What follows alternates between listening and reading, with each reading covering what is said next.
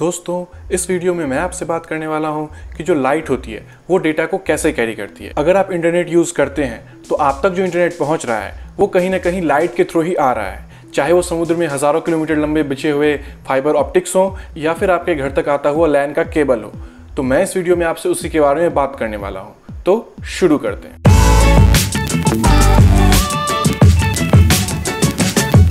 दोस्तों, वीडियो शुरू करने से पहले आप मुझे कमेंट्स में ये बताइए कि अगर आपके घर में लैन का नेटवर्क लगा हुआ है तो आपने कभी उस तार को कट करके देखा है कि क्या उस तार से लाइट आ रही है या नहीं। आप मुझे कमेंट्स में ज़रूर बताइएगा।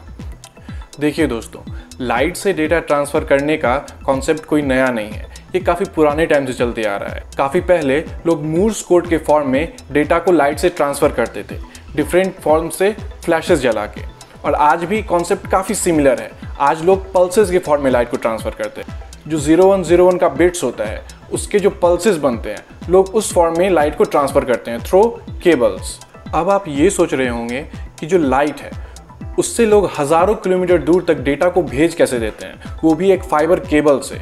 मतलब कि अगर आप किसी हॉल में जाके लाइट को जलाते हैं तो आप देखते होंगे कि थोड़ी सी दूरी के बाद वो लाइट काफ़ी ज़्यादा स्कैटर होने लगता है और वो लाइट ज़्यादा विजिबल रह भी नहीं जाता।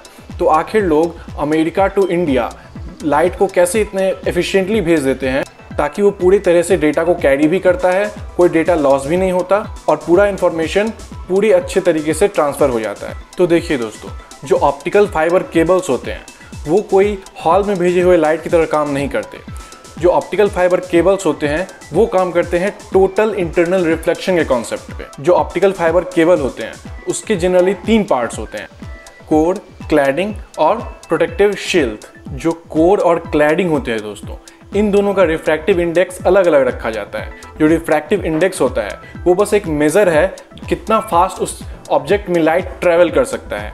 तो देखिए दोस्तों, जो कोर होता है वो प्योर ग्लास का बना होता है ताकि उसमें लाइट फास्टेस्ट पॉसिबल स्पीड से ट्रैवल कर सके। और जो क्लैडिंग होती है उसमें कुछ केमिकल्स मिलाए जाते हैं ताकि जब लाइट डायरेक्टली हिट करे कोर से जाके क्लैडिंग को और जब वो रिफ्लेक्ट करे तो एग्जैक्टली सेम एंगल पे रिफ्लेक्ट करे।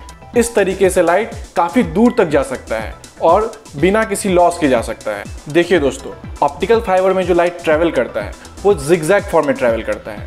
आइडियल सिचुएशन ये होना चाहिए कि इस फॉर्म में लाइट इन्फिनिट डिस्टेंस तक ट्रैवल कर सके, लेकिन ऐसा नहीं होता है। कुछ ना कुछ इम्परफेक्शन हो ही जाते हैं उस ऑप्टिकल फाइबर में, चाहे वो कितना भी अच्छे से बनाया गया हो। और इस इम्परफेक्शन की वजह से क्या होता है कि जो लाइट है वो थोड़े से कहीं कहीं पे स्कैटर करने लगते हैं और इससे डेटा लॉस होता है। और ये डेटा लॉस इतना हो जाता है कि जो रिसीवर है वो इंटरप्रेट ही नहीं कर पाए डेटा को कि डेटा आखिर था क्या। इस प्रॉब्लम को सॉल्व करने के लिए जो ऑप्टिकल फाइबर नेटवर्क्स होते हैं उसमें लगा होता है रिपीटर और एम्पलीफायर।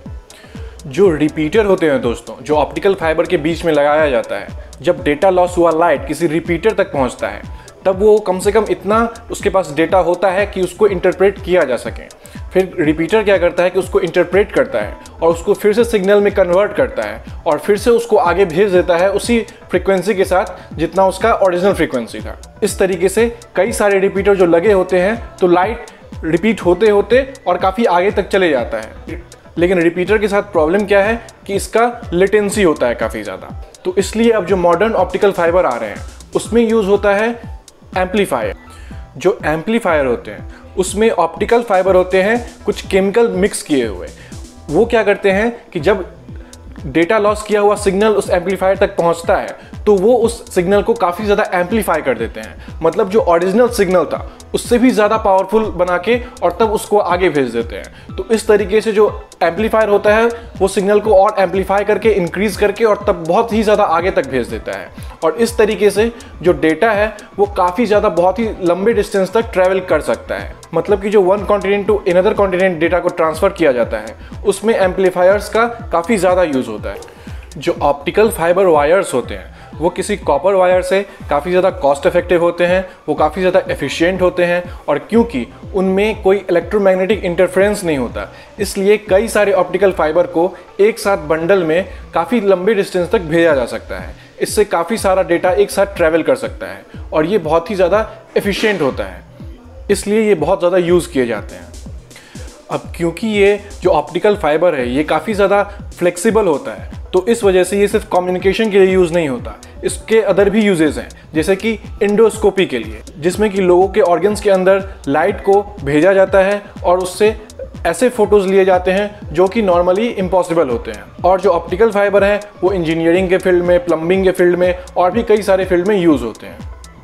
तो दोस्तों फिलहाल के लिए इस वीडियो में इतना ही। अगर आपको ये वीडियो पसंद आया हो तो चैनल को सब्सक्राइब कर लीजिए और इस वीडियो को लाइक कर दीजिएगा और इसे शेयर कर दीजिए उन लोगों के साथ जो इस बारे में जानना चाहते हो। धन्यवाद।